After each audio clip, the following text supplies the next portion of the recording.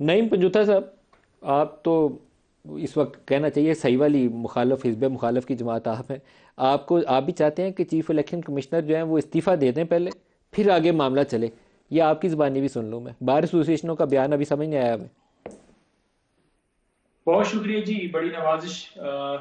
मैं एक बात जरूर उनकी एंडोर्स करूंगा कि उन्होंने एक बात की है कि इलेक्शन कमिश्नर जो है वो बिल्कुल जो है वो जानकार हैं, और ये बात इसकी हद तक जो है वो ठीक है उनकी। लेकिन अगर सिर्फ हल्कों की हद तक बात की है तो मेरा ख्याल में साथ ये भी जरूर ऐड कर दिया जाता कि जिस तरह से DROs और ROs जो हैं आज जलसों के अंदर, ग्राउंड के अंदर पानी छोड़ रहे हैं, लोगों के ऊपर तशद्दुद करवा रहे हैं, MPO के तहत गिरफ्तार कर रहे हैं, उनका भी जिक्र किया जाता है कि ये लेवल प्लेइंग फील्ड देना इलेक्शन कमीशन का काम था। और इलेक्शन कमीशन ने एक जमात को साइड लाइन पर करने के लिए नईम पहले नईम उसके साहब, क्या आप ये चाहते हैं कि chief election inter party commissioner election के बाद इस्तीफ़ा दें पहले?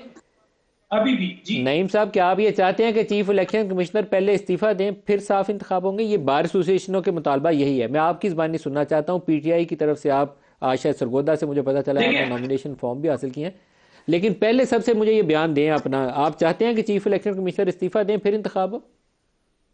देखिए मैं हम कभी भी ये नहीं चाहेंगे कि इलेक्शन प्रोसेस के अंदर जो है वो डिले हो। 8 तारीख डेट है वो फिक्स है। अगर चीफ इलेक्शन कमिश्नर इस्तीफा देंगे तो इलेक्ट्रॉनिक कॉलेज जो है वो मौजूद नहीं है।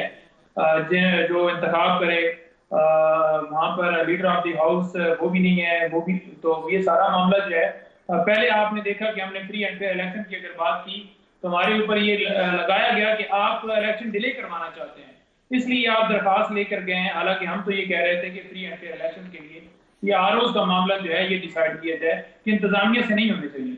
और उसी की अगर मिसाल दी जाए तो कल का मैं एक बताता हूँ कि हमारे एक दोस्त कुलीग हैं जो वहां पर पेपर लेने के लिए गए हैं, तो उन्हें वहां पर बिठा लिया गया है, वही DROs जिनको लगाया जा रहा है, और आप उन्होंने कहा नईम कि साहब आप यहाँ पर खुद फोन करें। नईम साहब आप कोई खुद सरगोदा से कोई इंतखाबात किसी में हिस्सा मुकदमे ले को रहे हैं। नामजद।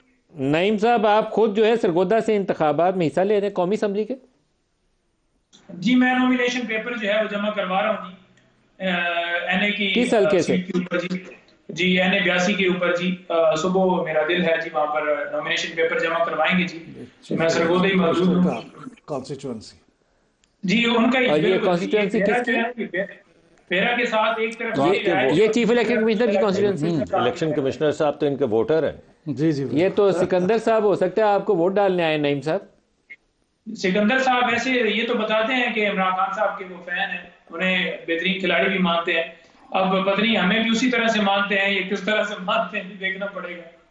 जैसे उन्हें मान रहे हैं और जो वेलकम। उनके साथ कर रहे हैं, उनकी पार्टी के साथ जो किया नईम जा रहा साहब, है। अगर अगर कोई तरीका हो ना कि उस दिन ये पता चलाया जा सके कि सिकंदर सुल्तान राजा साहब ने अपना वोट किस पार्टी को डाला है, तो उस दिन की सबसे बड़ी खबर ये होगी कि चीफ इलेक्शन कमिश्नर का वोट जो था PTI को चला गया या नईम पंजूथा को चला गया। ये अगर आपको पता चले तो मुझे जरूर आगाह करिएगा उस दिन।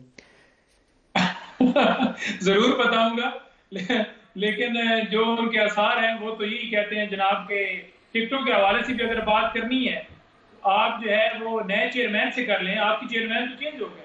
ये आज एक मेंबर साहब ने वहां पर फरमाया है, तो उनकी बड़ी नवाजिश है। बजाय ये कि वो एक आईनी और कानूनी रास्ता इख्तियार करते हैं फ्री एंड फेयर इलेक्शन के लिए, वो ये कहते हैं कि दुरुस्त है। आप बिल्कुल मुशावरत करें चेयरमैन PTI, बानी चेयरमैन PTI।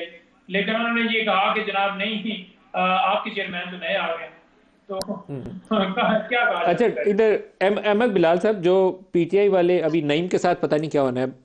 नईम साहब, आपको मुबारक हो नॉमिनेशन पेपर्स की। कल अगर आप पकड़े पकड़ाए गए तो हम उसकी खबर भी चलाएंगे, इससे ज़्यादा हम आपके लिए कुछ कर नहीं पाएंगे।